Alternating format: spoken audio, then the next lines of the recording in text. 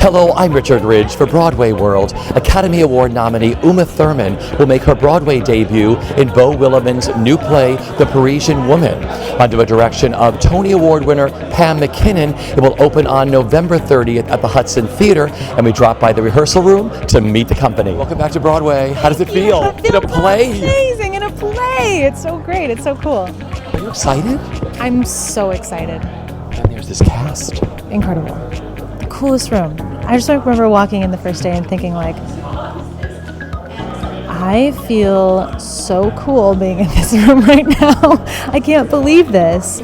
Like, just the greatest artists of our time, you know, like getting to be in this room, and especially, you know, Blair Brown. I get to be her daughter. I think that Blair is so incredible, and I'm just like so in awe of everybody, and also the way we all work. Like, we're all very different, but I think that we bring out the best in each other, and especially in a small room, you know, everybody's voice gets heard, which is so great, and the collaboration has been really meaningful. What are you looking forward to the most with having this play on Broadway? I'm excited for those early previews and just sharing it. I want to share this play. I feel, you know, there's something so exciting in the fall season. You get to be, you know, a little bit of the dark horse. You know, people don't even really understand what's going on. You're not surrounded by like the Tony run-up. We're doing a play. We're doing an adult play. It's a funny play. It is a drama. It's surprising, and that's what the fall is for. You're the most brilliant director with Pam MacKinnon. What's it like being in the rehearsal room with her, and just the rehearsal process for a play that you don't get on film and television? Well, you should get it on film, certainly, and sometimes you do, but you definitely don't get it on television. Theatre, Pam's very gentle, kind, supportive, dare I say, loving, and so it evokes the best from people. And we have a lovely cast to take that up.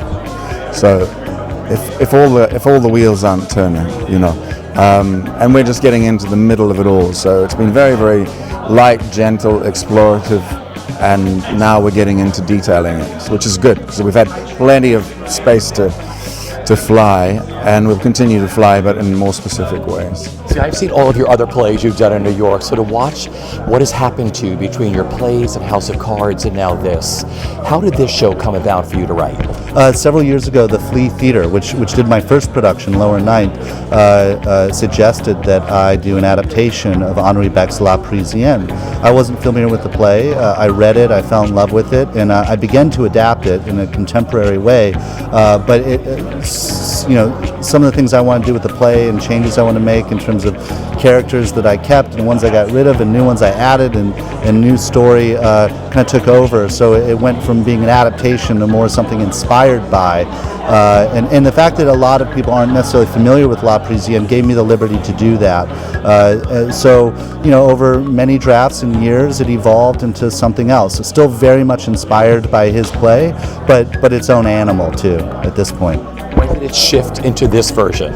Well, the most recent version shifted not long after the election, because the play takes place in D.C. and we're dealing with characters that operate in a political milieu. That was a cataclysmic shift in the world after that election, and to not address it, to not have our characters be in that world, would have made the play, I think, feel anachronistic, even if it only felt like a couple years ago. So I talked to Pam and the producers about it, and I said there's an opportunity here to significantly revise this play, and while the subject of the play is not the election or Trump in and of itself, to place the characters in that world in which we're all living, I thought would bring more immediacy and a sharper edge to the play. What was that first table read like for the Broadway production? I love to ask actors and directors what that's like. Look, I've had both where they were like, oh, whoa, that didn't quite work. And in this one, it was like, I keep using this word rocket ship. It was like, oh my God, this soared. And it soared to such an extent you felt like, wow. Like Beau actually said afterwards, I don't know if he's told you this, but he was like, well, my job here is done, and walked away. And it was kind of a joke, but it was that moment of like, oh, this is just now so alive and so fun. that we now have to honor it. We now have to figure out how to put it on its feet. We now have to figure out how to make it come to life on a stage. That's the interesting dance of rehearsal and now previews and I really am so looking forward to the first couple weeks of previews where audiences get to come see this for the first time, and I hope and think the word will spread immediately of oh, that is joy on stage. That is thrilling joy on stage. What a cast! I know. Are we lucky or what? I love that we're 5 very distinct individuals, really distinct individuals. And I think for a play like this, because it is 5 people in 5 scenes, you need that kind of otherness. And it really helps the fact that we're all trying to navigate this in our own way.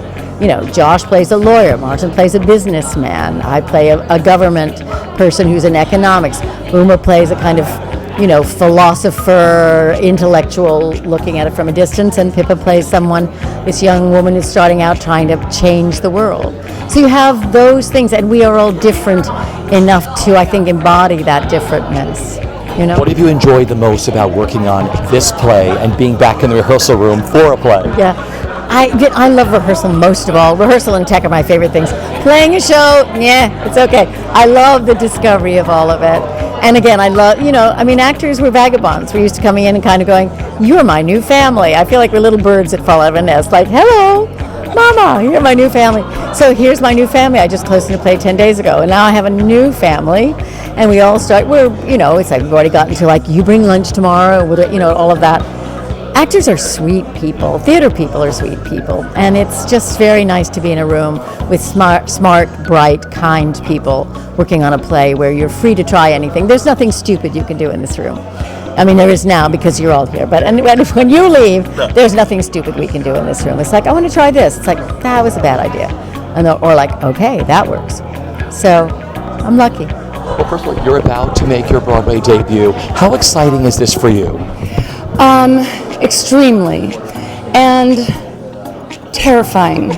I went to the theater yesterday, into which we're loading in, and stood on the stage and stared into the empty seats. And I must say, I think this is probably the most exciting moment in my creative life, maybe ever. I'd love to ask actors, what was that first table read like for this Broadway version, that first table read around the table, what that meant to you? It was so exciting. Look, the play is a very fast-paced and witty and sharp and cutting, and it's going to burn by in 90 minutes with no intermission. I will never leave the stage, unless, of course, something terrible happens to me. I think it's from the very first reading you could feel the excitement in the room because it's very entertaining and it's very sort of hard hitting. Just working with this cast so far, what it means to you? They're a wonderful cast. I'm so blessed. I think we all feel very lucky to have each other every day. My final question is, many people will be coming to the theater because you're in this. It'll be the first time they go to the theater, but it will change their lives forever. So I remember the first time I went to the theater. What that all means to you? Well, if you can change someone's life for the positive, I guess you're standing against the tides of today.